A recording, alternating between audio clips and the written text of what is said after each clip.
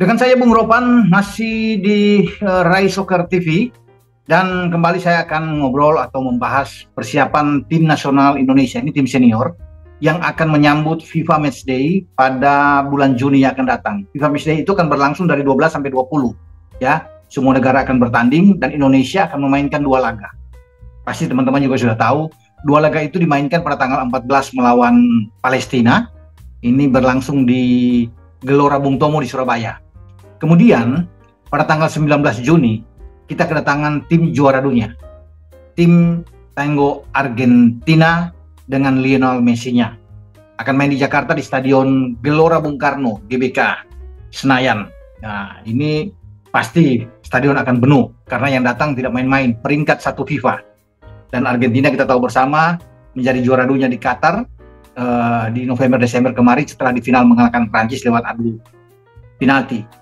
Pemain-pemain terbaik semua mereka akan datang. Sudah diumumkan oleh Federasi Sepak Bola Argentina, dalam hal ini pelatih mereka, Lionel Scaloni, bahwa mereka akan membawa 27 pemain, walaupun tanpa Joaquim Correa dan juga dengan Lautaro Martinez di sana tidak ikut bermain, tetapi yang paling penting Lionel Messi itu hadir.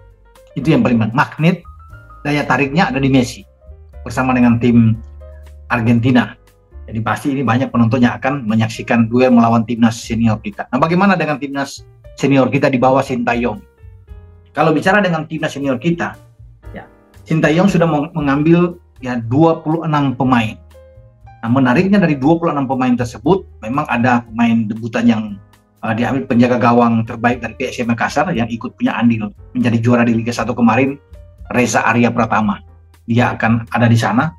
Juga dengan Sahrul, ya, Fadila yang diambil penjaga gawang, dan Hernando Ari yang ikut bersama dengan PSSI U22 ketika mendapat medali emas di Kamboja. Hernando Ari ya, jadi ada 3 kiper. Tanpa kiper utama yang selama ini kita tahu, yaitu Nadeo. Nadeo tidak dipanggil, Nadeo Argawinata. Tapi saya pikir dengan pemanggilan Reza ini oke lah. Ya pantas dia dipanggil karena sepanjang Liga 1 kemarin dia tampil luar biasa. Dan memang membuktikan bahwa hanya 28 gol yang bobol di gawang PSM, di mana Reza berada di bawah Mistar. Nah, pemain-pemain lainnya saya rasa dari tim U22 yang sukses di Kamboja itu memang mereka ada Rizky Ridho, Marcelino Ferdinand yang ikut di dalam. Witan Sulaiman itu dipanggil semua, dan ini juga wajar untuk masuk di dalam timnas senior kita. Tapi kita akan melihat juga karena kehadiran dari 2 sosok yang selama ini kita rindukan. Kita penasaran ingin melihat debut mereka bersama dengan tim nasional. Ya, siapa mereka? Itu pemain belakang yang dinaturalisasikan oleh PSSI menjadi warga negara Indonesia. Sandy Walsh yang bermain di KV Mechelen, bermain di posisi bek kanan, dan Sain Patinama. Ini bermain di Viking di Norwegia. Kalau Sandy Walsh kan di Belgia. Sekarang 2 pemain ini itu sudah dinaturalisasi bersama dengan ini ya, Jordi Amat. Tetapi Sandi karena mengalami cedera, dia tidak bisa bermain saat menghadapi Burundi. Begitu juga dengan Sain.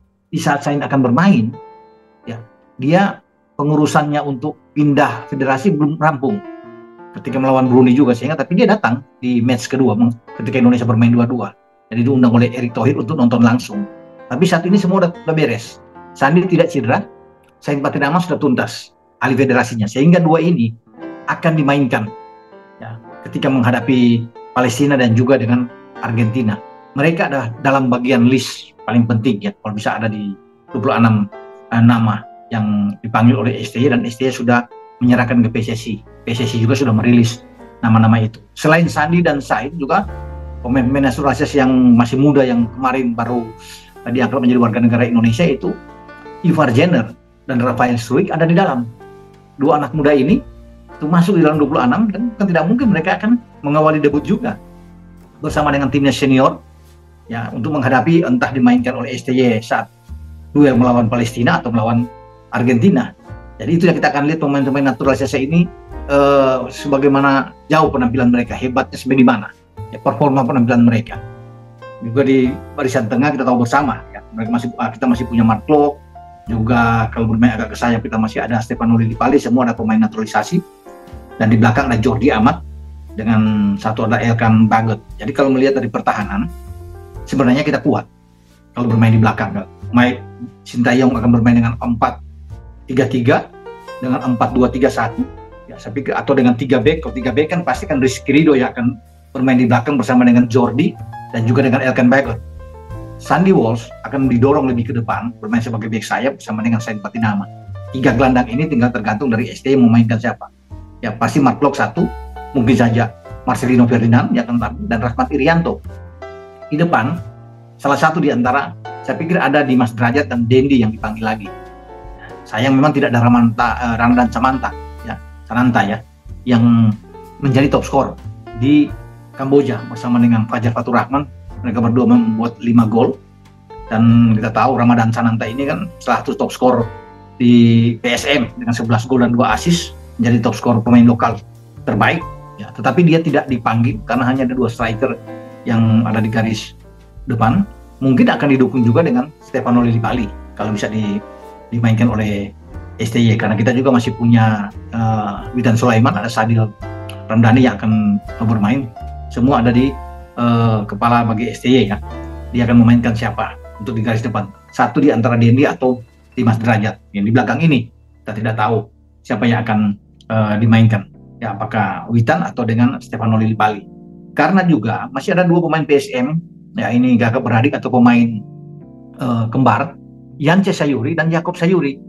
2 ini juga dipanggil oleh STY. Mungkin saja mereka akan mendapat tempat, ya bisa saja sebagai super sub untuk dimainkan di babak kedua. Tapi bagi Yance Sayuri juga bisa bermain sejak awal. Semua tergantung dari STY ya untuk bisa menyikapi pertandingan. Karena 2 pertandingan ya, melawan Palestina dan melawan Argentina. Mungkin lawan Argentina akan jauh lebih kuat untuk timnya akan main. Tapi kita sebenarnya harus perlu menang dulu lawan Palestina karena ini menyangkut peringkat poin kita di FIFA. Kalau kita bisa menang, oke. Kalau dengan Argentina kan ya saya pikir semua akan mengumpulkan, siapa tidak tahu ya dengan Argentina, apalagi dengan Messi-nya di sana, karena banyak pemain-pemain. Angel Di Maria datang, Julian Alvarez juga ikut di dalam, Rodrigo de Paul, Enzo Fernandez ada di dalam, Alexis McAllister juga ada di dalam. Jadi ini tim kuat ya yang tampil di Piala Dunia kemarin. Jadi kalau kita aja ya bisa menahan imbang udah oke. Ya, walaupun banyak yang mengatakan ini memang sulit untuk bisa mengalahkan Argentina, tapi kita akan lihat dalam sepak bola kan semua itu bisa terjadi. Walaupun itu Argentina itu pasti akan sangat diunggulkan dalam pertandingan ini. Apalagi di sana ada Lionel Messi, dan Lionel Messi sudah menyatakan dia akan main melawan Indonesia. Tinggal bagaimana sekarang menyikapi taktik dan strategi dari seorang STY untuk tim asuhannya. Akan bermain dengan pola apapun, tapi yang pasti lini belakang kita akan kuat. Kita juga tinggal akan melihat apakah Rafael Struijk akan dimainkan untuk debut mereka. Ivar Jenner juga sebagai gelandang juga akan dimainkan. Ini semua berbalik kepada Sintayong. Sampai di sini dengan saya untuk berbicara tentang persiapan bagaimana Indonesia yang akan menghadapi FIFA Matchday melawan Palestina dan melawan Argentina. Ingat, bola itu bulat, giring terus.